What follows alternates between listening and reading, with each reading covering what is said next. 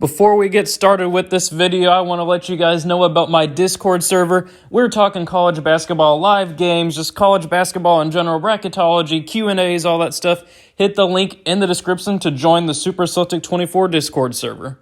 Sup guys, it's Alex here, and welcome to another edition of the Bracketology update. This one is for February 8th, and it's crazy that we're already 8 days into February. It feels like time is flying by right now. We're only a month and 5 days away from Selection Sunday, less than 5 Sundays from now from the tournament field being revealed, and man, I could not be any more excited. We just had a great weekend of college basketball. Of course, my Kentucky Wildcats went into Alabama. Alabama was somehow the favorites for that game, and Kentucky ended up winning that one. Then you had other games like Kansas ended up destroying Baylor, which, if you guys watched my NCAA Basketball 10 simulation prediction of the full game, that is exactly what happened. Kansas ended up destroying Baylor. So now somehow my NCAA Basketball 10 full game simulations are 2 for 2. It predicted Kentucky blowing out Kansas, and then it also predicted Kansas blowing out Baylor. So if you guys are interested in watching those, I usually post them on Thursdays or Fridays, and then I also have a poll going on. Probably I'll post it tonight, maybe on Wednesday, about which games you want to see from the weekend, get full game simulations. So those have been going pretty well. But man, last night we had a crazy not a buzzer beater technically. There was 1.1 seconds left whenever Reese Beekman hit the shot or hit the three-pointer at Duke to upset Duke. Virginia now trying to play their way into the field. They're a little bit further out right now, but they are trying to make a case for the tournament. So it should be really exciting to see what happens here. We got conference games tipping off, and it's just so fun. Like Arizona, they went and destroyed UCLA and USC last week, so now they're up. I think they may be on the 1 line. I'll have to double check. I can't even remember off the top of my head. But taking a look here at the bracket watch, top overall seed is Auburn, who almost lost to Georgia this weekend. That was another game I had been planning on talking about at the top of the video. But Auburn somehow almost lost to Georgia. Jabari Smith and Walker Kessler, they weren't as involved as you would hope for, but Auburn just keeps finding a way to squeak out these victories. It happened against Missouri, it happened against Georgia. They just keep finding a way to win. Creighton, first team out, then San Diego State, last team in. Taking a look here at the bubble, last 4 byes are Oregon, Notre Dame, Miami, and Oklahoma. A lot of big-name schools there, especially from the college football world. Then the last 4 in are BYU, North Carolina, who got destroyed at home by Duke in Coach K's last game at North Carolina in the Dean Dome. Then Florida and San Diego State. First 4 out are Creighton, Mississippi State, Washington State, and UAB. And then the next 4 out are Belmont, Memphis, who are playing their way back in somehow. I don't know how Memphis is doing it, but they're the 6th team out right now. But, that's in a much better spot than they were even like 2 weeks ago. Then St. Louis and Utah State. So taking a look here at the bracket movements, of course, I will be going to the Indianapolis site games, so I'm super excited for those. And I may even be giving away an NCAA tournament ticket by the time the bracket comes out, so stay tuned for that. I may have some information coming on that. So taking a look here at the movement, though, in the Midwest, we got Seton Hall up to an 8, Loyola Chicago up to a 9, Tennessee up to a 5, though they did just lose their 3rd leading scorer and 2nd leading rebounder. I can't remember his last name, but his first name was Olivier. I can't remember his last name there, but that is a big loss for Tennessee. Houston down to a 4, New Mexico State up to new to the field as a 13 for the automatic qualifier. Xavier down to a 6. I just do not believe in Xavier this year. Notre Dame new to the field as an 11. Illinois up to a 3 after getting a big win over, I think, Wisconsin this weekend, and they have a big game tonight against Purdue. LSU down to a 7 after losing 6 of their last 7. Oregon up to a 10. Kansas up to a 2. Then over in the West, we got Iowa State down to a 9. We have BYU, North Carolina both falling to the play-in game. USC up to a 6. Arkansas up to a 7, Murray State down to a 10, and then Yale, I don't even know why I'm bringing up Yale there. But taking a look at the East here, we got Wake Forest up to an 8, TCU down to a 9, Texas up to a 4 after that big win over Kansas. I should have mentioned that at the top of the video. Texas just got a huge win over Kansas last night on the back of like a 7-0 run in the last 40 seconds or something crazy like that. Huge win for Texas. Then we have Oklahoma down to an 11, UCLA down to a 3. Then over there in the South Regional, Arizona moving on up to the 1 line. Then Wyoming up to a 9, which is crazy. Wyoming basketball up to a 9 as an at-large. Marquette down to a 5. Florida new to the field. San Diego State down to the playing game. Michigan State down to a 4 seed after getting just railed by Rutgers this weekend. Chattanooga new to the field as a 13. Not Buffalo, that's where they're playing. Alabama down to a 6, Miami down to an 11, Providence up to a 3, Vermont down to a 14, and then Baylor down to a 2. Baylor, I think they're like 4-4 in their last 8 games now. What is going on with Baylor?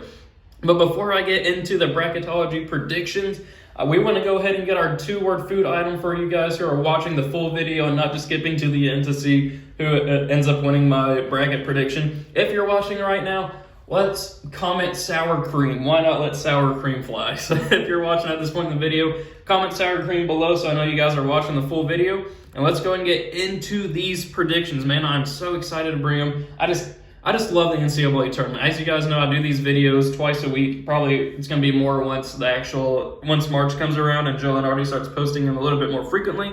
But let's get into the picks here. So obviously, we are going to have Auburn beat the winner of Southern and UNC Wilmington.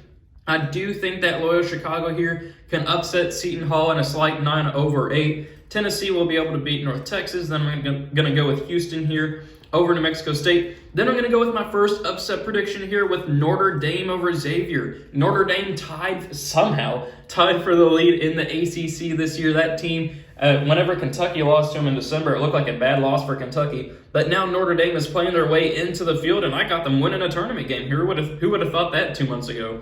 Then we're going to have Illinois moving on past Wagner. Oregon pulling off another upset. So we're going to have technically 3 upsets if you want to call the 9/8 an upset. Or LSU just lost to Vanderbilt this weekend, lost 6 out of the last 7. I have no idea what's going on with them. They're in a free fall mode. And then Kansas will beat Longwood. Then we're going to have Auburn moving on to the Sweet 16 over Loyola Chicago. Then I think that Houston will be able to beat Tennessee. Though both teams have been struggling with injuries, Houston not having Sasser or Mark, and then Tennessee just losing the player that I mentioned earlier this video. Illinois, I think, will be able to beat Notre Dame. Don't see an upset happening there. And then Kansas will beat Oregon. Then for a spot in the Elite Eight, we got Auburn moving on past Houston, which that should be a really good game. And then I'm going to go with an upset pick here. I'm going to go with Illinois moving on to the Elite Eight over Kansas. Illinois, Kofi Coburn has been leading that squad. I think they're up to number 12 now in the AP poll. I may be wrong on that. That's what popped in my mind. Illinois has been looking really good. They have been recovering nicely from Iota Sumu going to the NBA last year. That team is stacking quality win after quality win with wins over Michigan State and Wisconsin, and they have a great opportunity to get another one tonight against Purdue. So Auburn versus Illinois for a spot in the Final Four. I do have to go with Auburn there, though. So we're going to scroll down here to the bottom left regional. Arizona's going to beat Colgate. That one's pretty obvious. Then I'm going to go with Wyoming pulling off the 9/8. I mean, why not let it fly there? Marquette will beat the winner of Florida and San Diego State, which I think would be San Diego State. Michigan State will beat Chattanooga. Then I'm going to go with an upset pick here and go with Miami over Alabama. This Alabama team, I have no idea what to think of them. They have wins over Baylor, Gonzaga, and Houston. I think there was another one off the top of my head that there's another huge win that they had that I just can't think of. But they also have losses to Georgia and Iona. And it just matters which team is going to show up. I'm not sure which one will. And I think Miami, who has taken down Duke this year, I think they could pull off the upset. Then we're going to have Providence moving on past Vermont, Indiana beating Colorado State, and then Baylor beating Cal State Fullerton. Then for a spot in the Sweet 16, we got Arizona moving on past Wyoming. Marquette with Shaka Smart, I think, can upset Michigan State there in a 5/4. Then we're going to go with Providence advancing past Miami, along with Baylor moving on past Indiana. For then a spot in the Elite Eight, I am going to go with, as much as I want to pick Marquette, pulling off the upset there over Arizona. Arizona's just playing too well right now. Then I'm going to go with Baylor here, advancing on past Providence to the Elite Eight. And then I'm actually going to go with Baylor here winning that game and moving on to the Final Four. I do know that Baylor has lost, or they're 4-4 in their last 8 games, but I think they can turn that program around. They're the defending national champions for a reason. I think they'll be able to right the ship in time for the tournament with the way that bracket shook out. So we'll move over here to the bottom right regional. Purdue is obviously going to win their first round matchup. Then we're going to go with Wake Forest here, advancing on past TCU. Ohio State, I think, can beat Iona along with Texas over Ohio. Then we're going to go with another upset, 3-11 seeds winning so far in the bracketology with Oklahoma over Connecticut. UCLA will beat Weber State. Then we're going to go San Francisco pulling off another upset, 10-7 over Iowa. And then Kentucky will beat Appalachian State. Then for a spot in Sweet 16, Purdue will move on past Wake Forest. Texas, I think, can beat Ohio State. And we're going to have UCLA advancing past Oklahoma and Kentucky moving on past San Francisco. Then for a spot in the Elite Eight, we're going to have Purdue advancing past Texas, along with Kentucky over UCLA. UCLA is falling just a tad. They need to get a couple more quality wins. But then for a spot in the Final Four, I got my Kentucky Wildcats advancing past Purdue. Both these teams, I think this could be a potential national championship game here, Purdue and Kentucky. But Kentucky is playing probably the best basketball in the nation right now. They have, I don't think I'm biased in saying that. They are playing amazing right now. They got Oscar Tshiebwe, National Player of the Year, maybe leader right now, and they're up to number 2 in the KenPom rankings. I think that they're on absolute fire right now, especially with that win on the road against Alabama.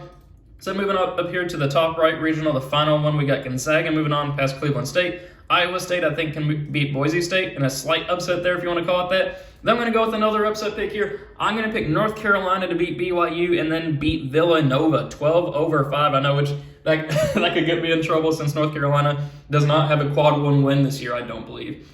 And we're going to have Wisconsin moving on past South Dakota State. Davidson pulling off another 11-6. So I think I have all 11 seeds winning in this bracketology. Texas Tech advancing on past Jacksonville State. Murray State pulling off a 10-7 upset over Arkansas, along with Duke over Yale. Then we're going to have Gonzaga advancing on past Iowa State. Wisconsin advancing on past North Carolina in a rematch of last year's 8-9 matchup there. Texas Tech, I think, can beat Davidson. And then we are going to have Duke advancing on past Murray State. So then for a spot in the Elite Eight, we're going to have Gonzaga advancing on past Wisconsin. Then we're going to go with Texas Tech here, pulling off the upset there over Duke. I think Texas Tech is battle-tested, and they are hungry. Duke just doesn't – I don't know which Duke team is going to show up on any given night either. So we're going to go with Texas Tech, Gonzaga. I think this is a rematch of a Final Four game or Elite Eight game, maybe from 2019, I want to say. But I do think Gonzaga will advance here to the Final Four. So we have 2 number 1 seeds, 2 number 2 seeds. Auburn versus Baylor, I think that Auburn will end up winning that game. Then Gonzaga versus Kentucky, I think Kentucky can pull off that victory as well. Tshiebwe can handle Chet Holmgren and Drew Timme down low, which sets up Auburn versus Kentucky for the national championship. And based off of this last week of games, I'm going to pick my Kentucky Wildcats advancing on here to the national championship game. I do want to caveat that and say that Auburn was missing their point guard for that game against Georgia. I forgot to mention that earlier. But Kentucky, I think, is playing the best basketball right now out of any team in the nation. Of course, that can change here in the next month or so. But I have my Kentucky Wildcats advancing on and winning their second national championship under John Calipari. So thank you guys for watching. Really hope you enjoyed it. Let me know what you guys think of my predictions in the comment section below. I'm sure I'll hear about it being biased as a Kentucky fan, but I don't think I'm biased in saying that Kentucky, their ceiling is a national championship right here. So thank you guys for watching. Hope you enjoyed it, and I will see you all later.